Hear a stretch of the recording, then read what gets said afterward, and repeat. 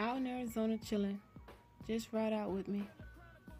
My biggest tip of this video is to all those curious individuals looking into purchasing a truck for the first time or getting into some type of leasing program. Try your best to see if you can get like some type of thorough inspection done on a truck or a possible diagnostic test done on a truck.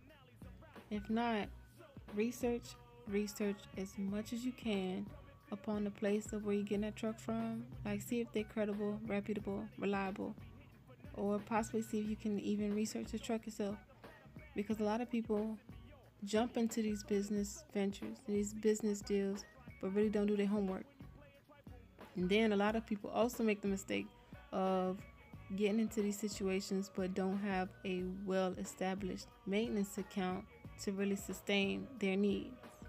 Just my tip. Because you don't want to make the mistake also of like getting a truck on June 20th and then on June 25th you in the shop. You're going to be hurt. But so take your time if you get into these trucks and these purchases of these trucks. Just my tip. So what Stevens Transport has taught me.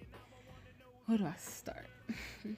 The company has taught me how to be a successful CDL driver.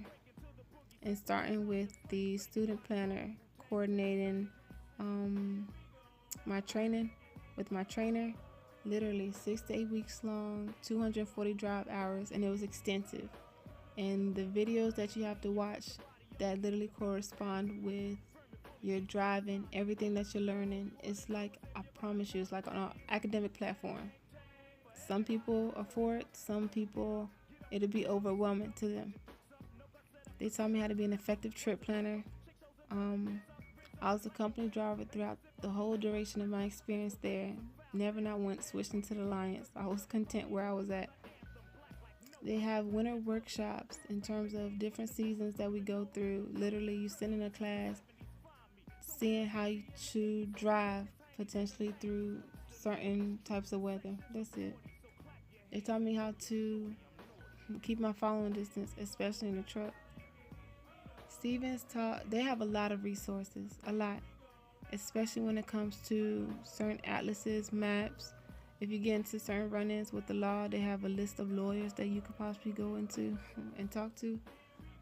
A lot of people sleep on Stevens because the structure is so much and the pay is so little to some, but a lot of people love the company because of what they stand for.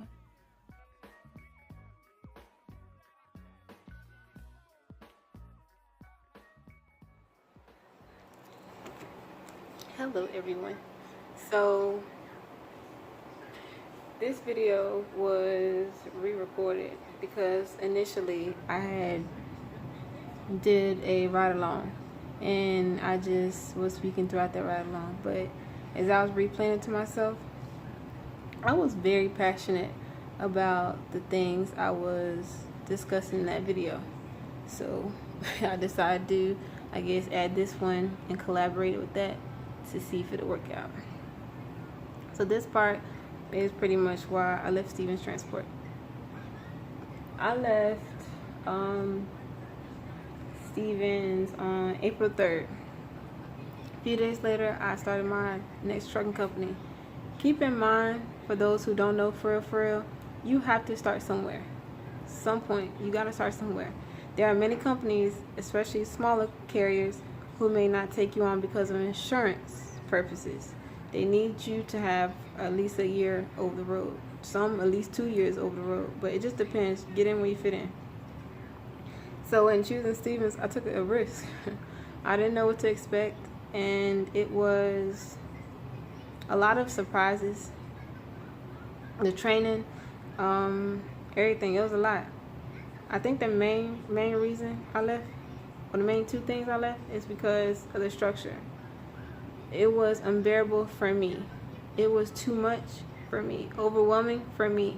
But that's the thing, like, a lot of people misinterpret the whole idea that the structure could be great for some people, but it could be a lot for some. It depends on the person. Some people need and thrive off that structure. Me, I'm the type of individual, I need minimal structure in my life. Not just not just within a professional work environment. And those who know me very well know that. Like, I crack, I fold. It's something I'm not trying to deal with.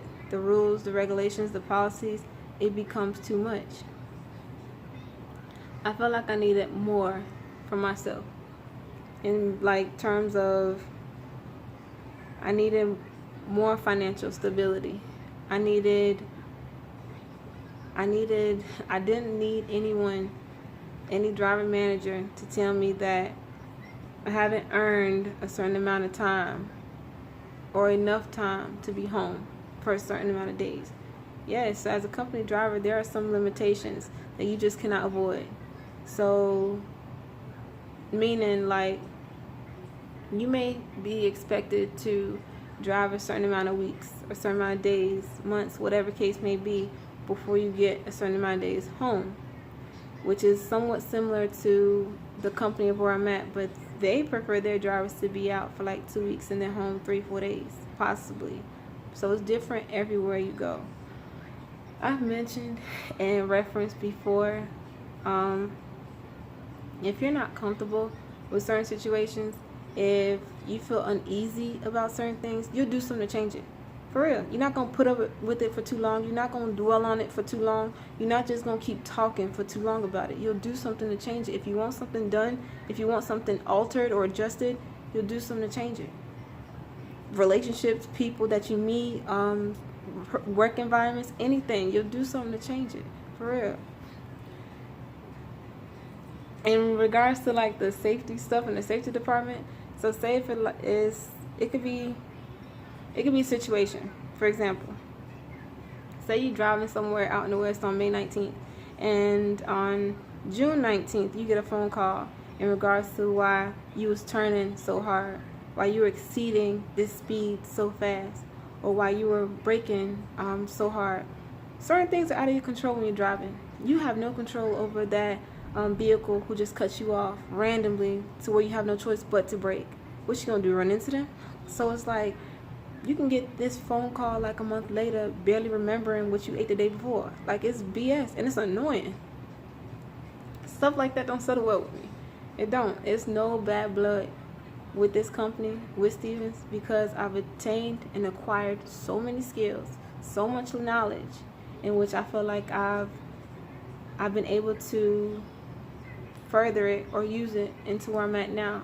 But if you don't like something, if you want to change something, you'll do something about it. Real talk. I feel like the pay wasn't enough for me. Starting off, you gotta start off somewhere. To all those individuals who told me to get away from Stevens, you know, there's so many other opportunities in which you can start off, or why don't you go into like an LTL type of position, or go to well if you want to do refrigerated. I live for me. You know, I make decisions based off me and mine, and I appreciate all the suggestions, but I had to test out the waters for myself. But I had to learn it for myself, pretty much. I never not once thought like, oh, I'm gonna go to Stevens and I'm out. Well, I'm lying, because when I first started Stevens, I thought like, oh, the heck with this, I'm done after like a month, whatever the case may be. But if I went in and bailed out like 3 months, 6 months, it wouldn't have been right in terms of longevity. Because whenever you do need to go to another company, they're gonna want to see that work establishment in which you saw in terms of work history. So I know I needed some type of longevity somewhere. And that's why I stayed for as long as I did. It wasn't extremely long. You know, I wasn't like dedicated 10, 15, 20 years type long, because as a company driver, no. Not that I bash anybody who's been a company driver for that long. It's just not for everybody. So I made the decision to leave because I wanted to seek advancement somewhere else. Again, no bad blood, but it's just certain things I can't put up with for so long. And it's like, you'll know it. It's feelings that you get. You just know. I'm at where I'm at, and I'm content thus far, as I've mentioned before. But That's it, man. Like, for real. To message, like, to all my beautiful women out there. Understand and know that this is a predominantly male industry. It is. There's no way of changing that. There are some people out here who are very much privileged in life. Yeah, white people who are privileged. Some men who are privileged. Black, white, Asian. Some women who are privileged.